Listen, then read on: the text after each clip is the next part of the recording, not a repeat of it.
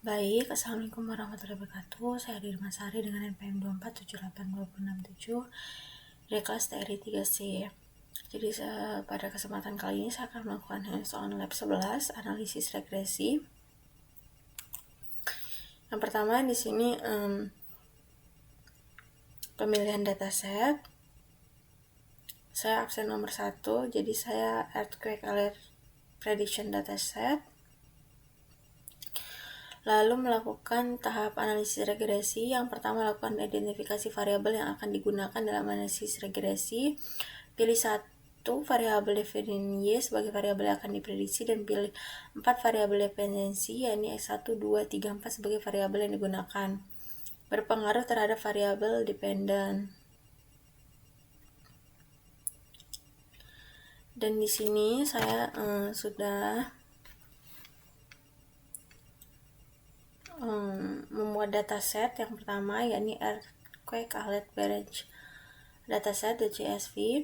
Lalu identifikasi variabelnya yang Y yakni magnitude dan X di sini depth, CDI, MMI dan SIG. Selanjutnya variabel independen dan X, pilih 4 variabel fitur, depth, latitude, time, distance. Ini contohnya ya. Jadi langsung saja di sini tuliskan tujuan dari analisis regresi yang akan dilakukan. Contoh, memprediksi besarnya magnitudo gempa berdasarkan parameter geofisika. Di sini tujuan analisis regresinya yakni memprediksi besarnya magnitudo gempa yakni Y berdasarkan kedalaman depth, community decimal intensity, CDI, modify Mercalli intensif, MMI, dan significance, SIG. Lalu buatlah model regresi linier berganda. Nih, membuat model regresi linier berganda yakni model SMOLS Y, X fit. Lalu melakukan analisis regresi. Analisis regresi ini ada di tahap F-nya ini. Lalu lakukan prediksi 5 periode ke depan. 5 prediksi periode ke depan. Contoh data ini membuat 5 contoh data baru untuk prediksi. New data, PD, data frame, cost, depth, CDI, MMI, SIG, prediction model predicted. Lalu di sini menampilkan dan interpretasikan hasil analisis, nilai koefisien regresi, nilai korelasi antar fitur, nilai R squared, uji signifikan, uji T dan uji F, uji asumsi klasik, normality, multikoliniaritas, heteroskedasititas, dan autokorelasi. Lalu di sini sudah saya buat pertama nilai koefisien regresi dan uji T, nilai R squared dan uji F, nilai korelasi antar fitur, uji asumsi klasik. Lalu di sini buat kesimpulan dengan pengaruh variabel dependen terhadap variabel dependen berdasarkan hasil analisis. Nah, di sini kesimpulannya, kesimpulan mengenai pengaruh variabel dependen. Lalu buat laporan akhir, tulis tangan di logbook. Ini sudah. Nah, pada kesempatan kali ini saya akan membuat video hands-on berisi penjelasan penentuan variabel dependen dan independen hingga interpretasi.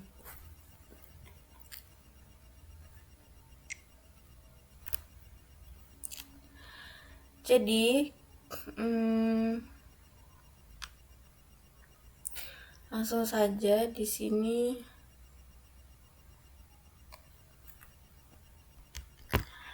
Yang pertama, identifikasi variabel. Poin A.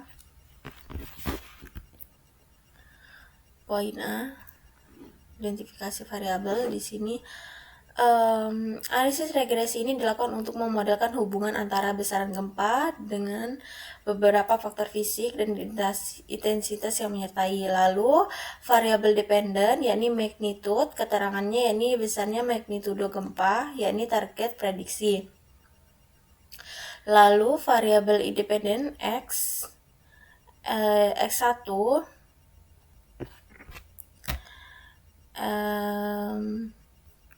X1 di sini depth yakni kedalaman pusat gempa, lalu X2-nya CDI yakni community decimal intensif yakni intensitas yang dirasakan komunitas, lalu MMI bagian X3 yakni modified Mercalli intensity yakni skala intensitas gempa, lalu yang S4 SIG yakni significance yakni nilai gabungan dari berbagai parameter.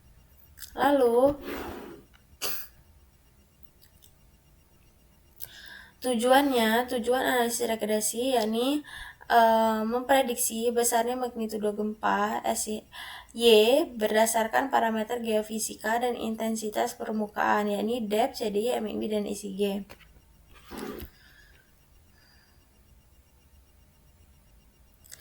Lalu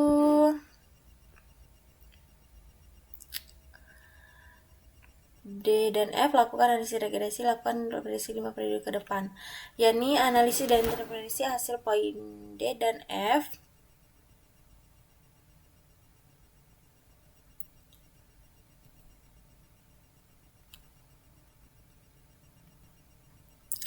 Yang pertama, analisis dilakukan terhadap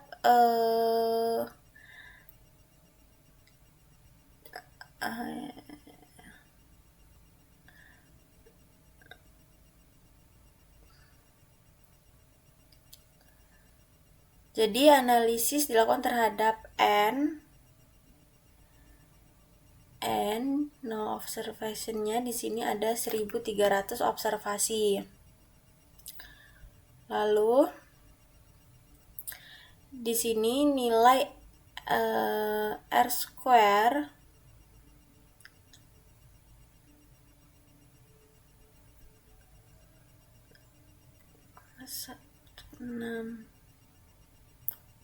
uji F nih nilai R square nilainya yakni 0,1613, jadi hanya 16,1% variabilitas pada variabel magnitude yang dapat dijelaskan oleh model regresi yang dibentuk variabel X. Lalu ada HR square 0,1587 yakni nilai yang disesuaikan menunjukkan dayanya jelas model yang rendah. Lalu uji F simultan di sini 0,00000. Nah, ini karena value-nya kurang dari 0,05, model regresi ini signifikan. Secara keseluruhan, yakni simultan, kita dapat menolak hipotensi 0 bahwa semua koefisien adalah 0. Lalu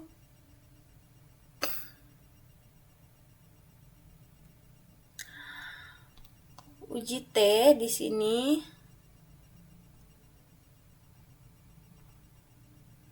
6212.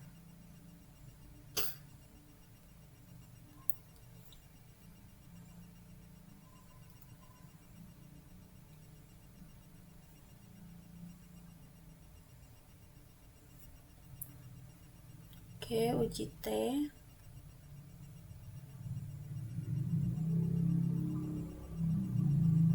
Di sini jadi di sini uji T ini variabel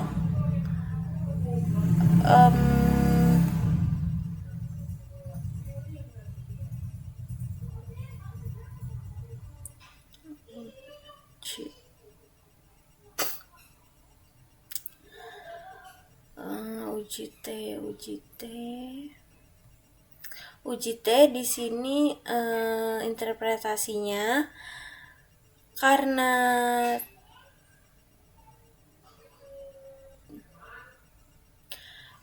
value untuk semua variabel independen yakni depth, CDI, MMI, dan SIG adalah 0,000 yakni kurang dari 0,05, maka semua variabelnya variabel tersebut mempengaruhi signifikan terhadap magnitudo secara individual.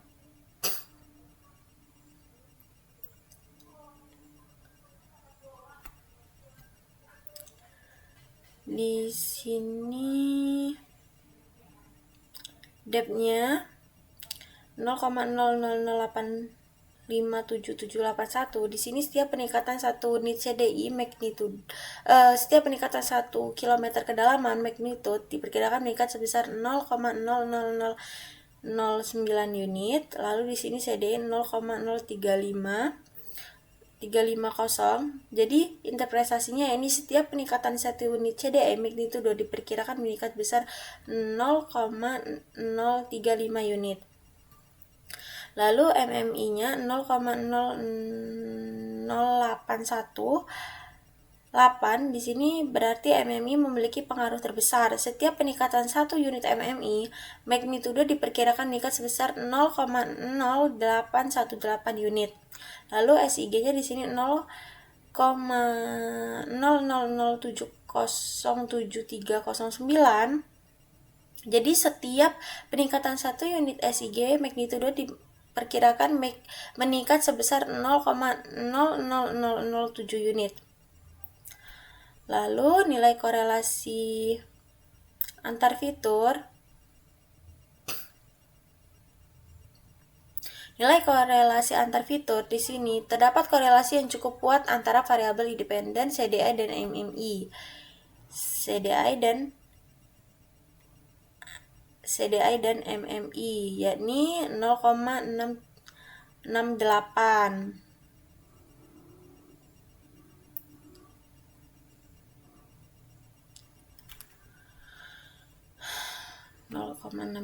ya, nih CDI dan MMI.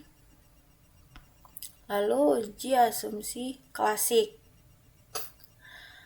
Uji asumsi di sini multikontrol linear FEV di sini metriknya sebagai maksimum MMI.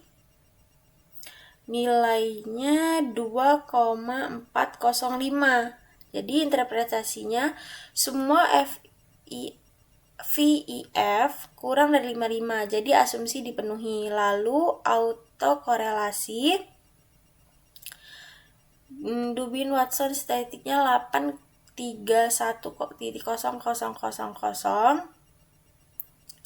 Di sini nilai sangat dekat dengan 2, jadi asumsi dipenuhi. Lalu normalitas residual di sini hasilnya asumsi dilanggar, residual tidak terdistribusi normal di sini, tidak terdistribusi normal. Lalu prediksi 5 periode ke depan. Jadi berdasarkan model regresi yang telah diestimasi, ada 5 prediksi yang akan terjadi di periode ke depan. Depth-nya 15, CDI-nya 8, MI 7, SIG-nya 100 dan prediksi magnitude-nya 7,14919. Lalu kesimpulan mengenai pengaruh variabel independen. Yang pertama, pengaruh dan signifikan. Jadi model regresi signifikan secara keseluruhan uji F lebih kecil dari 0,05.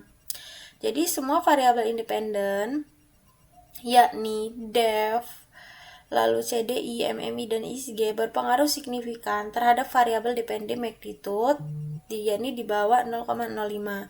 Jadi dan variabel MMI memiliki pengaruh parsial terbesar terhadap magnitude, yakni koefisien 0,0818.